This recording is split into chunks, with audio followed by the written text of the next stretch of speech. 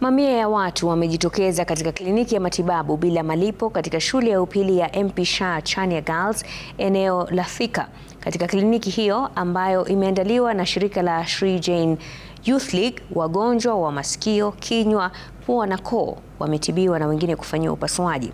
Mwenyekiti wa shirika hilo, Jayesh Haria, amesema wamekuwa na kliniki hizi kwa zaidi ya miaka 40 ambapo huwa wanalenga kusaidia wagonjwa dhidi ya maradhi hayo. Kambi hii ya matibabu ya bure imefanikishwa kwa ushirikiano na kampuni ya utangazaji wa Royal Media Services.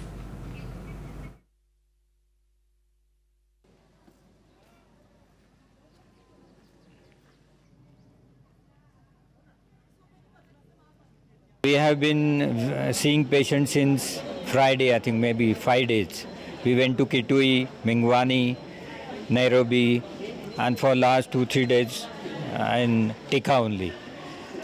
So far, I think daily we have been seeing 800 patients, ENT patients. Both ENT and eye patients are maybe 1500 per day.